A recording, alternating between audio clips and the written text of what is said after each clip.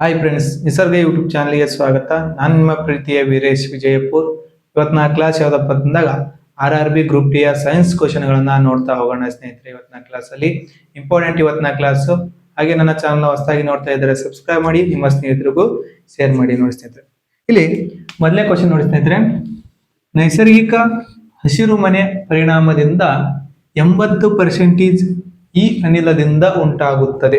ಅಂದ್ರೆ ಹಸಿರು ಮನೆ ಅನಿಲ ಪರಿಣಾಮದಲ್ಲ, ಒಂದು ಅನಿಲದಿಂದ 80% ಏನಪ್ಪಾ ಅಂತಂದಾಗ ಹಸಿರು ಮನೆ ಉಂಟಾಗುತ್ತದೆ. ಕ್ವಶನ್ ಕೇಳ ಸ್ನೇಹಿತರೆ. ಆಪ್ಷನ್ ಏನ್ ಕೊಟ್ಟನ? Carbon dioxide, option B methane, ನೀರಾವಿ, ಓಜನ್ ಅಂತೇಳಿ ಕೊಟ್ಟನ ಸ್ನೇಹಿತರೆ. ಇಲ್ಲಿ ಆನ್ಸರ್ ಯಾವ್ದಾಗುತ್ತೆ ನೋಡಿ ಸ್ನೇಹಿತರೆ, ನೀರಾವಿ. ನೀರಾವಿ ಆನ್ಸರ್ ಯಾವ್ದಂದಾಗ ನೀರಾವಿ ಆಗತ್ತ. ಇಲ್ಲಿ ಭೂಮಿಯ ಮೇಲೆ ಏನಪ್ಪಾ ಅಂತಂದ್ರೆ ಅತಿ ಹೆಚ್ಚು ನೀರಾವಿಯನ್ನ ಕಾಣ್ತೀವಿ. ಇದೊಂದು ಹಸಿರು ಮನೆ ಅನಿಲ. ಇವೆಲ್ಲ 4 ಆಪ್ಷನ್ ಅದಾವಲ್ಲ, ಇವು 4 ಸಹ ಹಸಿರು ಮನೆ ಅನಿಲಗಳು. ಅದರಲ್ಲಿ ಅತಿ ಹೆಚ್ಚು ಹಸಿರು ಮನೆಯನ್ನು ಉಂಟು ಮಾಡುವ ಅನಿಲ ಯಾವ್ದಂದಾಗ ನೀರಾವಿ ಅಂತೇಳಿ ಗೊತ್ತಿರ್ಲಿ ಸ್ನೇಹಿತರೆ, important. Next ozone. Ozone important ಸ್ನೇಹಿತರೆ. ಇದು ಓಜನ್ ಬಗ್ಗೆ ಕ್ವಶನ್ ಗಳನ್ನ ಕೇಳ್ತಾ ಹೋಗ್ತಾನ, ಇಂಪಾರ್ಟೆಂಟ್. ಓಜನ್ ಅನ್ನ ಎಷ್ಟರಲ್ಲಿ ಕಂಡು ಹಿಡಿಯಲಾಗುತ್ತೆ ಅಂದಾಗ 1913ರಲ್ಲಿ ಕಂಡು ಹಿಡಿಯಲಾಗುತ್ತೆ ಸ್ನೇಹಿತರೆ. ಅದು ಓಜನ್ ಪದರವನ್ನ ಎಷ್ಟರಲ್ಲಿ ಕಂಡು ಹಿಡಿಯಲಾಗುತ್ತೆ ಅಂತ ಕೇಳಿದಾಗ 1913ರಲ್ಲಿ ಕಂಡು ಹಿಡಿಯಲಾಗುತ್ತ. ಈ ಓಜನ್ ಪದರ ಯಾವ ವಲಯದಲ್ಲಿ, ಬಾಹ್ಯಾಕಾಶದ ಅಥವಾ ಆಕಾಶದ ಯಾವ ವಲಯದಲ್ಲಿ, ಭೂಮಿಯ ಯಾವ ವಲಯದಲ್ಲಿ ಕಂಡುಬರುತ್ತೆ ಅಂತ ಕೇಳಿದಾಗ ಸ್ಟ್ರಾಟೋಸ್ಫಿಯರ್ ನೋಡಿ ಸ್ನೇಹಿತರೆ. ಸ್ಟ್ರಾಟೋಸ್ಫಿಯರ್ ನಲ್ಲಿ ಓಜೋನ್ ಕಂಡು ಬರುತ್ತೆ ಸ್ನೇಹಿತರೆ, ಇಂಪಾರ್ಟೆಂಟ್. ಓಜೋನ್ ಯಾವ ವಲಯದಲ್ಲಿ ಕಂಡು ಬರ್ತದೆ ಅಂದಾಗ ಸ್ಟ್ರಾಟೋಸ್ಫಿಯರ್ ನಲ್ಲಿ ಕಂಡು ಬರ್ತೈತಿ. ನೆಕ್ಸ್ಟ್ ಓಜೋನ್ ಕಂಡಿಡಿದ್ದು 1913ರಲ್ಲಿ. ಈ 1913ರಲ್ಲೇ ಏನಪ್ಪಾ ಅಂತಂದಾಗ ಏಷ್ಯಾದ ಮೊಟ್ಟ ಮೊದಲ ವ್ಯಕ್ತಿ ಏನಪ್ಪಾ ಅಂತಂದಾಗ ನೊಬೆಲ್ ಪ್ರಶಸ್ತಿಯನ್ನ ಪಡೆದುಕೊಂಡ ಏಷ್ಯಾದ ಮೊಟ್ಟ ಮೊದಲ ವ್ಯಕ್ತಿ ಯಾರಂತಂದಾಗ ರವೀಂದ್ರನಾಥ್ ಟ್ಯಾಗೋರ್ ಅವರಿಗೆ 1913ರಲ್ಲಿ ನೊಬೆಲ್ ಪ್ರಶಸ್ತಿಯನ್ನ ನೀಡಿ ಗೌರವಿಸಲಾಯಿತು ನೋಡಿ ಸ್ನೇಹಿತರೆ, ಇಂಪಾರ್ಟೆಂಟ್. ಅದೇ 1913ರಲ್ಲಿ ಓಜೋನ್ ಪದರವನ್ನ ಕಂಡು ಹಿಡಿಯಲಾಗುತ್ತ. ಈ ಓಜೋನ್ ಪದರ ಯಾವ ಲೇಯರ್ ನಲ್ಲಿ ಕಂಡು ಬರ್ತದೆ ಅಂದಾಗ ಸ್ಟ್ರಾಟೋಸ್ಫಿಯರ್ ನಲ್ಲಿ ಕಂಡು ಬರ್ತದೆ, ಗೊತ್ತಿರ್ಲಿ. ನೆಕ್ಸ್ಟ್ ಓಜೋನ್ ಪದರವನ್ನ ಅಳೆಯುವ ಮಾನ ಯಾವುದು ಅಂತ ಕೇಳ್ತಾನೆ ಸ್ನೇಹಿತರೆ, ಇಂಪಾರ್ಟೆಂಟ್. ಡಾಬ್ಸನ್ ಮಾನ.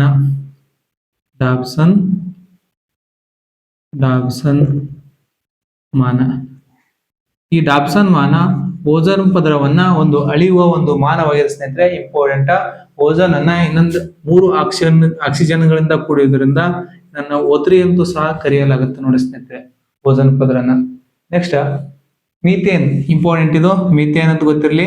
ಮೀಥೇನ್ ಅಣುಸೂತ್ರ ಯಾವ್ದಂತೇಳಿ ಹಲವಾರು ಕ್ವಶನ್ ಏನಪ್ಪಾ ಅಂತಂದಾಗ ಹಲವಾರು ಬಾರಿ ಕ್ವಶನ್ ಆಗೈತಿ.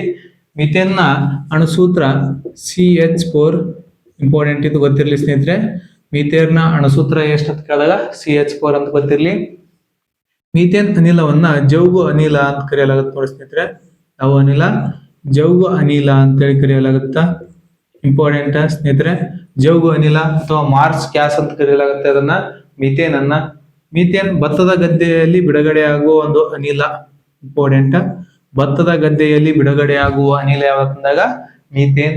ನೆಕ್ಸ್ಟ್ ಒಂದು ಕಾರನ್ನ ಬೇಸಿಗೆಗಾಲದಲ್ಲಿ ಎಲ್ಲಾ ಗ್ಲಾಸ್ಗಳನ್ನ ಕ್ಲೋಸ್ ಮಾಡಿ ನಿಂದ್ರಿಸಿದಾಗ ಆ ಕಾರಿನ ಒಳಭಾಗದಲ್ಲಿ ಏನು ಹೀಟ್ ಇರ್ತದೆ ಸ್ನೇಹಿತರೆ, ಹೀಟಿಗೆ ಕಾರಣವಾಗಿದ್ದು ಏನಂತಂದಾಗ ಮೀಥೇನ್ ನೋಡಿ ಸ್ನೇಹಿತರೆ, ಇಂಪಾರ್ಟೆಂಟ್. ವಿಶ್ವ ಜೌಗು ದಿನ ಯಾವಾಗ ಆಚರಣೆ ಮಾಡ್ತೇವೆ ಅಂತ ಕೇಳಿದಾಗ ಇಂಪಾರ್ಟೆಂಟ್, ಗೊತ್ತಿಲ್ಲ ಸ್ನೇಹಿತರೆ. ವಿಶ್ವ ಜೌಗು ದಿನ ಯಾವಾಗ ಆಚರಣೆ ಮಾಡ್ತೇವೆ ಅಂತಂದಾಗ ಫೆಬ್ರವರಿ. ಇದು ಸಹ ಕ್ವಶನ್ ಕೇಳೋಣ ಗ್ರೂಪ್ ಡಿಗೆ. ಫೆಬ್ರವರಿ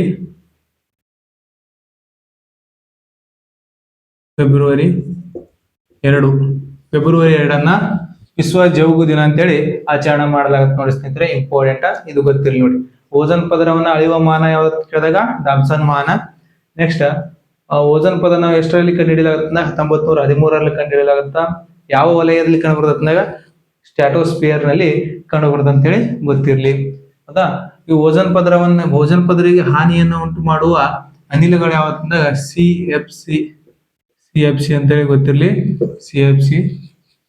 ನೆಕ್ಸ್ಟ್ ಕ್ವಶನ್ ನೋಡಿ ಸ್ನೇಹಿತರೆ, ಇಂಪಾರ್ಟೆಂಟ್. ಭೂಕಂಪಗಳ ತೀಕ್ಷ್ಣತೆಯನ್ನು ಅಳೆಯುವ ಸಾಧನ. ಭೂಕಂಪನಗಳ ತೀಕ್ಷ್ಣತೆಯನ್ನು ಅಳೆಯುವ ಸಾಧನ ಯಾವುದು ಅಂತ ಕ್ವಶನ್ ಕೇಳೋಣ ಸ್ನೇಹಿತರೆ, important. Option A barometer, option B sextant, option C seismograph, option D thermometer ಅಂತ ಹೇಳ್ಕೊಟ್ಟಾನ. ಇಂಪಾರ್ಟೆಂಟ್. ಭೂಕಂಪನಗಳ ತೀಕ್ಷ್ಣತೆಯನ್ನ ಅಳೆಯುವ ಸಾಧನ ಯಾವ್ದು ಅಂದಾಗ ಸಿಸ್ಮೋಗ್ರಾಫ್ ನೋಡಿ ಸ್ನೇಹಿತರೆ. ಇಂಪಾರ್ಟೆಂಟ್. ಯಾವುದು? ಸಿಸ್ಮೋಗ್ರಾಫ್. ಭೂಕಂಪನಗಳ ತೀಕ್ಷ್ಣತೆಯನ್ನ ಅಳೆಯುವ ಒಂದು ಮಾಪಕ ಯಾವ್ದು ಅಂದಾಗ ಸಿಸ್ಮೋಗ್ರಾಫ್ ಅಂತ ಹೇಳಿ ಗೊತ್ತಿರಲಿ. ಇದು ಬಿಟ್ಟರೆ ಇನ್ನೊಂದು ಬರ್ತದೆ ಸ್ನೇಹಿತರೆ, ರಿಕ್ಟರ್ ಮಾಪಕ. ರಿಕ್ಟರ್ ಮಾಪಕ. ಈ ರಿಕ್ಟರ್ ಮಾಪಕ ಅದಲ್ಲ, ಈ ರಿಕ್ಟರ್ ಮಾಪಕ ಭೂಕಂಪನದ ತೀವ್ರತೆಯನ್ನ ಅಳೆಯುವ ಒಂದು ಮಾನ ಅಂತೇಳಿ ಗೊತ್ತಿರಲಿ ಸ್ನೇಹಿತರೆ. ಇಂಪಾರ್ಟೆಂಟ್. Next barometer.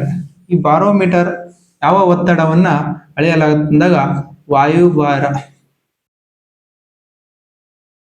ವಾಯುಭಾರ ಒತ್ತಡವನ್ನ ಅಳೆಯುವ ಮಾಪಕ ಯಾವ್ದು ಕೇಳಿದಾಗ ಬಾರೋಮೀಟರ್ ಅಂತೇಳಿ ಗೊತ್ತಿರಲಿ ಸ್ನೇಹಿತರೆ. ಅದು ಬಾರೋಮೀಟರ್ ಯಾವುದನ್ನ ಅಳೆಯಲು? ವಾಯುಭಾರ ಒತ್ತಡವನ್ನ ಅಳೆಯಲು. ಇದನ್ನ ಕಂಡುಹಿಡಿದವ ಯಾರಂದಾಗ ಟಾರೆಸೆಲಿ ಎಂಬುವರು ಈ ಬಾರೋಮೀಟರ್ ಅನ್ನ ಕಂಡುಹಿಡಿದಾರೆ ನೋಡಿ ಸ್ನೇಹಿತರೆ. ಇಂಪಾರ್ಟೆಂಟ್. Next thermometer. ಇದು ಉಷ್ಣತೆಯನ್ನ ಅಳೆಯುವ ಒಂದು ಮಾಪಕ. ಥರ್ಮೋಮೀಟರ್ ಅಂದ್ರೆ ಇದೊಂದು ಉಷ್ಣತೆಯನ್ನ ಅಳೆಯುವ ಮಾಪಕ ಅಂತೇಳಿ ಗೊತ್ತಿರಲಿ ಸ್ನೇಹಿತರೆ. ಇಂಪಾರ್ಟೆಂಟ್. ಸಿಸ್ಮೋಗ್ರಾಫ್ ಅಥವಾ ರಿಕ್ಟರ್ ಮಾಪಕಗಳು ಇವು ಭೂಮಿಯಲ್ಲಿರುವ ಭೂಕಂಪನವನ್ನ ಅಳೆಯುವ ಒಂದು ಮಾಪಕ. ಈ ಭೂಮಿಯಲ್ಲಿ ಭೂಕಂಪನ ಉಂಟಾಗುವಾಗ ಬಿಡುಗಡೆ ಆಗುವ ಅನಿಲ ಯಾವ್ದಂತ ಕ್ವಶನ್ ಕೇಳಿದ ಸ್ನೇಹಿತರೆ. ಯಾವ್ದಪ್ಪ ಅಂತಂದಾಗ ರೆಡಾನ್ ಅಂತೇಳಿ ಗೊತ್ತಿರಲಿ. ರೆಡಾನ್. ಇದು ಭೂಕಂಪನ ಸಂದರ್ಭದಲ್ಲಿ ಭೂಮಿಯಲ್ಲಿ ಬಿಡುಗಡೆ ಆಗುವ ಒಂದು ಅನಿಲ ರೆಡಾನ್ ಅಂತೇಳಿ ಗೊತ್ತಿರಲಿ ಸ್ನೇಹಿತರೆ. ಇಂಪಾರ್ಟೆಂಟ್. ಅತಿ ಹೆಚ್ಚು ಭೂಕಂಪ ಉಂಟಾಗುವುದಿಲ್ಲ ಯಾವ ಸಾಗರದಲ್ಲಿ ಅಂತೇಳಿ ಕ್ವಶನ್ ಕೇಳ್ತಾನೆ ಸ್ನೇಹಿತರೆ. ಇಂಪಾರ್ಟೆಂಟ್. ಅತಿ ಹೆಚ್ಚು ಭೂಕಂಪನ ಉಂಟಾಗುವ ಸಾಗರ ಯಾವ್ದಂದಾಗ ಪೆಸಿಫಿಕ್ ಸಾಗರ. ಪೆಸಿಫಿಕ್ ಸಾಗರ. ಪೆಸಿಫಿಕ್ ಸಾಗರದಲ್ಲಿ ಅತಿ ಹೆಚ್ಚು ಭೂಕಂಪ ಉಂಟಾಗುತ್ತೆ ನೋಡಿ ಸ್ನೇಹಿತರೆ. ಗೊತ್ತಿರಲಿ. ಯಾಕಂತಂದಾಗ ಅದು ಅತಿ ದೊಡ್ಡ ಒಂದು ಸಾಗರ. ಅದು ಪೆಸಿಫಿಕ್ ಸಾಗರ. ಆ ನೀರಿನ ಭಾರವನ್ನ ತಡೆಯಲಾರದೆ ಆ ಸುತ್ತಮುತ್ತ ಇರುವ ದೇಶಗಳಲ್ಲಿ ಏನಪ್ಪಾ ಅಂತಂದಾಗ ಭೂಕಂಪ ಉಂಟಾಗುತ್ತಾ. ಅತಿ ಹೆಚ್ಚು ಭೂಕಂಪ ಉಂಟಾಗುವ ದೇಶ ಯಾವ್ದು ಕೇಳಿದಾಗ ಜಪಾನ್ ಅಂತೇಳಿ ಗೊತ್ತಿರಲಿ ಸ್ನೇಹಿತರೆ. ಭೂಕಂಪನಗಳ ನಾಡು ಅಂತೇಳಿ ಕರಿತೀವಿ. ಭೂಕಂಪನಗಳ ನಾಡು ಯಾವ್ದಂದಾಗ ಜಪಾನ್. ಪ್ರಪಂಚದಲ್ಲಿ ಅತಿ ಹೆಚ್ಚು ವೃದ್ಧರನ್ನ ಹೊಂದಿರುವ ದೇಶ ಯಾವ್ದಂದಾಗ ಜಪಾನ್ ಅಂತೇಳಿ ಗೊತ್ತಿರಲಿ ಸ್ನೇಹಿತರೆ. ಇಂಪಾರ್ಟೆಂಟ್. ನೆಕ್ಸ್ಟ್ ಮೂರನೇ ಕ್ವಶನ್ ನೋಡಿ. ಸಾಗರದ ಆಳವನ್ನ ಮಾಪನ ಮಾಡುವ ಉಪಕರಣ. ಸಾಗರದ ಆಳವನ್ನ ಮಾಪನ ಮಾಡುವ ಉಪಕರಣ ಯಾವ್ದಂತ ಕ್ವಶನ್ ಕೇಳ ಸ್ನೇಹಿತರೆ. ಇಂಪಾರ್ಟೆಂಟ್. ಆಪ್ಷನ್ ಎ ಸ್ಪೀಡೋಮೀಟರ್ ಅಂತ ಕೊಟ್ಟಾನ, ಆಪ್ಷನ್ ಬಿ ಅಮ್ಮೀಟರ್ ಅಂತ ಕೊಟ್ಟಾನ, ಆಪ್ಷನ್ ಸಿ ಲಕ್ಸ್ ಮೀಟರ್ ಅಂತ ಕೊಟ್ಟಾನ, ಆಪ್ಷನ್ ಡಿ ಗಹನ ಮಾಪಕ ಅಂತೇಳಿ ಕೊಟ್ಟಾನ ಸ್ನೇಹಿತರೆ. ಇಲ್ಲಿ ಸಾಗರದ ಆಳವನ್ನ ಮಾಪನ ಮಾಡುವ ಒಂದು ಉಪಕರಣ ಯಾವ್ದಂದಾಗ ಫ್ಲಕ್ಸ್ ಮೀಟರ್ ಅಂತೇಳಿ ಗೊತ್ತಿರಲಿ ಸ್ನೇಹಿತರೆ. Flux meter. ಇದಕ್ಕೆ ಇನ್ನೊಂದು ಹೆಸರು ಏನಂತಂದ್ರೆ ಪ್ಯಾದಮ್ ಅಂತ ಕರಿತೀವಿ. ಪ್ಯಾದಮ್. ಇದಕ್ಕೆ ಇನ್ನೊಂದು ಹೆಸರು ಏನಂತಂದಾಗ ಪ್ಯಾದಮ್ ಅಥವಾ ಪ್ಯಾಥೋಮೀಟರ್. ಒಂದು ಪ್ಯಾದಮ್ ಅಂದ್ರೆ ಎಷ್ಟು ಅಡಿ ಅಂತ ಕೇಳ ಸ್ನೇಹಿತರೆ? 6 ಅಡಿ. ಒಂದು ಪ್ಯಾದಮ್ ಅಂದ್ರೆ ಎಷ್ಟು? 6 ಅಡಿ ಅಂತೇಳಿ ಗೊತ್ತಿರಲಿ. ಅದಕ್ಕೆ ಇನ್ನೊಂದು ಹೆಸರು ಫ್ಲಕ್ಸ್ ಮೀಟರ್ ಅಂತೇಳಿ ಗೊತ್ತಿರಲಿ. ಸಾಗರದ ಆಳವನ್ನ ಅಳೆಯುವ ಒಂದು ಉಪಕರಣ. Next ammeter. ಇಂಪಾರ್ಟೆಂಟ್ ಸ್ನೇಹಿತರೆ. ಅಮ್ಮೀಟರ್ ಇದು ಭೂಮಿಯಿಂದ ಎತ್ತರದಲ್ಲಿರುವ ವಸ್ತುಗಳ ಎತ್ತರವನ್ನ ಅಳೆಯುವ ಒಂದು ಸಾಧನ ಅಥವಾ ವಿಮಾನದ ಎತ್ತರವನ್ನ ಅಳೆಯುವ ಸಾಧನ ಯಾವ್ದಂದಾಗ ಅಮ್ಮೀಟರ್ ಅಂತೇಳಿ ಗೊತ್ತಿರಲಿ. Next speedometer. ಈ ಸ್ಪೀಡೋಮೀಟರ್ ವಾಹನಗಳಲ್ಲಿ ಬಳಸುವ ಒಂದು ಮೀಟರ್ ನೋಡಿ ಸ್ನೇಹಿತರೆ. ಒಂದು ವಾಹನ ಎಷ್ಟು ವೇಗವಾಗಿ ಚಲಿಸ್ತದೆ ಅಂತೇಳಿ ಅಳೆಯುವ ಒಂದು ಮಾಪಕ ಯಾವ್ದಂದ್ರೆ ಸ್ಪೀಡೋ ಮೀಟರ್ ಅಂತೇಳಿ ಗೊತ್ತಿರಲಿ. ನೆಕ್ಸ್ಟ್ ನೋಡಿ, ಚೇಳಿನಲ್ಲಿ ಉಸಿರಾಟ ಈ ಮೂಲಕ ನಡೆಯುತ್ತದೆ ಅಂತೇಳಿ ಕ್ವಶನ್ ಕೊಟ್ಟಾನ ಸ್ನೇಹಿತರೆ. ಇಂಪಾರ್ಟೆಂಟ್.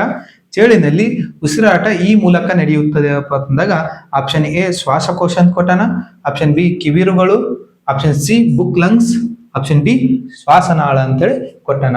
ಇಲ್ಲಿ ಚೇಳಿನಲ್ಲಿ ಉಸಿರಾಟ ಒಂದು ಅಂಗ ಯಾವ್ದಂದಾಗ ಇಂಪಾರ್ಟೆಂಟ್ ಸ್ನೇಹಿತರೆ ಗೊತ್ತಿರಲಿ, ಬುಕ್ ಲಂಗ್ಸ್ ಅಂತೇಳಿ. ಇದರ ಮೂಲಕ ಚೇಳು ಏನ್ ಮಾಡ್ತಂದಾಗ ಉಸಿರಾಟವನ್ನ ಮಾಡ್ತಾ ನೋಡಿ ಸ್ನೇಹಿತರೆ. ಅದು ಚೇಳು ಯಾವುದರ ಮೂಲಕ ಉಸಿರಾಟ ಮಾಡ್ತಂದಾಗ ಬುಕ್ ಲಂಗ್ಸ್ ಮೂಲಕ ಉಸಿರಾಟ ಮಾಡ್ತತಿ. ನೆಕ್ಸ್ಟ್ ಮೀನುಗಳು ಯಾವುದರ ಮೂಲಕ ಉಸಿರಾಟ ಮಾಡ್ತಾವ ಕೇಳ್ದ ಸ್ನೇಹಿತರೆ. ಇಂಪಾರ್ಟೆಂಟ್. ಮೀನುಗಳು ಯಾವುದರ ಮೂಲಕ ಉಸಿರಾಟ ಮಾಡ್ತಾವ ಅಂದಾಗ ಆ ಮೀನಿನಲ್ಲಿರುವ ಕಿವಿರುಗಳ ಮೂಲಕ ಉಸಿರಾಟವನ್ನ ಮಾಡ್ತಾ ನೋಡಿ ಸ್ನೇಹಿತರೆ. ಮೀನುಗಳ ಹೃದಯ ಕೋಣೆಗಳು ಎಷ್ಟಂತ ಕೇಳಿದಾಗ ಮೀನಿನಲ್ಲಿರುವ ಹೃದಯ ಕೋಣೆಗಳು ಎಷ್ಟಂದಾಗ 2 ಕೋಣೆಯನ್ನ ಹೊಂದಿರ್ತದೆ ನೋಡಿ ಸ್ನೇಹಿತರೆ. ಮೀನುಗಳು ಎಷ್ಟು ಹೃದಯ ಕೋಣೆಗಳನ್ನ ಹೊಂದಿರ್ತಾವ ಅಂತ ಕೇಳಿದಾಗ 2 ಹೃದಯ ಕೋಣೆಗಳನ್ನ ಹೊಂದಿರ್ತಾವ ನೋಡಿ ಸ್ನೇಹಿತರೆ. ನೆಕ್ಸ್ಟ್, ಶ್ವಾಸಕೋಶದ ಮೂಲಕ ಉಸಿರಾಟ ಮಾಡುವ ಯಾರು ಅಂದಾಗ ಮನುಷ್ಯರು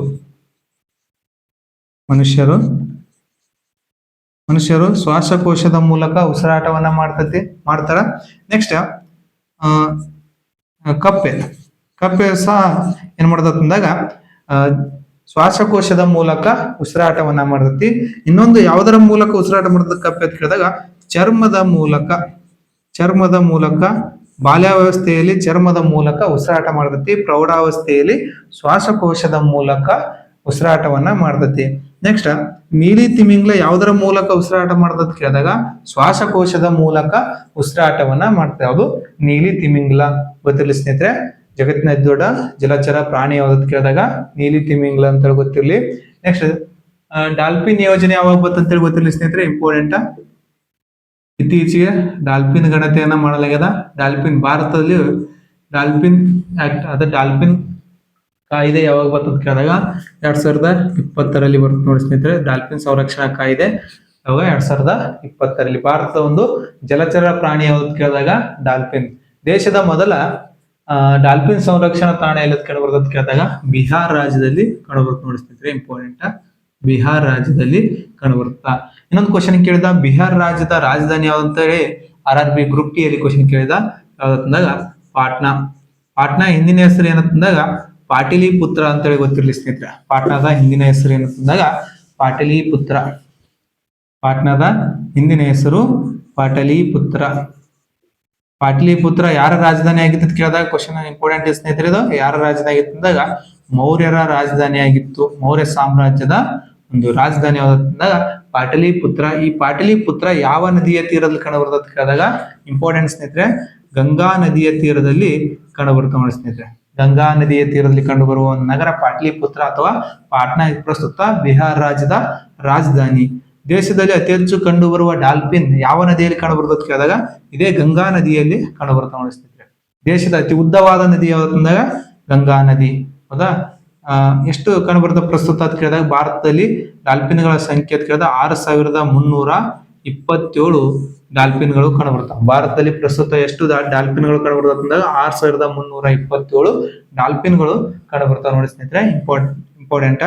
ಡಾಲ್ಫಿನ್ಗಳ ಕಾಯ್ದೆ ಬಂದಿದ್ದ ಯಾವಾಗ ಕೇಳಿದಾಗ 2020ರಲ್ಲಿ ಜಾರಿಗೆ ಬರುತ್ತೆ ನೋಡಿ ಸ್ನೇಹಿತರೆ. ಇಂಪಾರ್ಟೆಂಟ್ ಗೊತ್ತಿರಲಿ.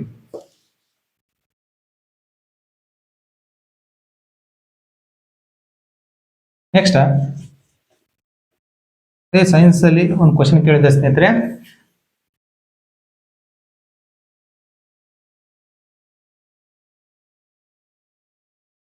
ಏನಂತ ಕೇಳಿದ ಅಂತಂದಾಗ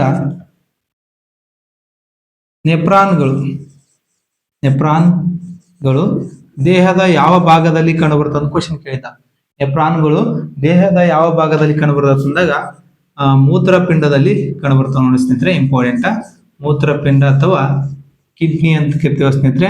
ಕಿಡ್ನಿಯಲ್ಲಿ ಕಂಡುಬರ್ತವೆ ಯಾವ ನೆಪ್ರಾನ್ಗಳು. ಮೂತ್ರಪಿಂಡದ ಕಾರ್ಯಾತ್ಮಕ ಘಟಕಗಳು ಯಾವ್ದು ಕೇಳಿದಾಗ ನೆಪ್ರಾನ್ಗಳು. ಈ ನೆಪ್ರಾನ್ ನಲ್ಲಿ ಬೌಮನ್ ಬಟ್ಟಲುಗಳು ಅಂತೇಳಿ ಕಂಡುಬರ್ತಾವ ನೋಡಿ ಸ್ನೇಹಿತರೆ. ಇಂಪಾರ್ಟೆಂಟ್. ಇದು ಸಹ RRB ಗ್ರೂಪ್ ಟಿಗೆ ಕೇಳಿದಂತ ಒಂದು ಕ್ವಶನ್. ಬಹುಮನ್ನ ಬಟ್ಟಲುಗಳು ಎಲ್ಲಿ ಕಂಡುಬರ್ತದೆ ಅಂದಾಗ ನೆಪ್ರಾನ್ಗಳು ಕಂಡುಬರ್ತಾವ. ಈ ನೆಪ್ರಾನ್ಗಳು ಯಾವ್ದ್ರಲ್ಲಿ ಕಂಡುಬರ್ತದೆ ಅಂದಾಗ ಮೂತ್ರಪಿಂಡದಲ್ಲಿ ಕಂಡುಬರ್ತಾವ ನೋಡಿ ಸ್ನೇಹಿತರೆ. ಈ ಮೂತ್ರಪಿಂಡದ ಕುರಿತು ಅಧ್ಯಯನ ಮಾಡೋದಕ್ಕೆ ಅಂತ ಕರಿತೀವಿ ಅಂದಾಗ ನೆಪ್ರಾಲಜಿ ಅಂತ ಕರಿತೀವಿ. ನೆಪ್ರಾಲಜಿ. ಅದೇ ಮೋಡಗಳ ಕುರಿತು ಇಂಪಾರ್ಟೆಂಟ್ ಸ್ನೇಹಿತರೆ. ಮೋಡಗಳ ಕುರಿತು ಅಧ್ಯಯನ ಮಾಡೋದಕ್ಕೆ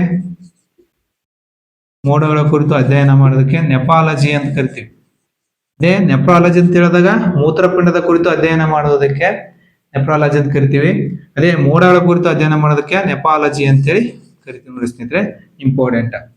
ಇಷ್ಟು ಇವತ್ತಿನ ಕ್ಲಾಸ್ ಆಗಿರುತ್ತೆ ಸ್ನೇಹಿತರೆ. ನನ್ನ ಕ್ಲಾಸ್ ಇಷ್ಟ ಆದ್ರೆ ಲೈಕ್ ಮಾಡಿ ಮತ್ತು ಕಮೆಂಟ್ ಮಾಡಿ.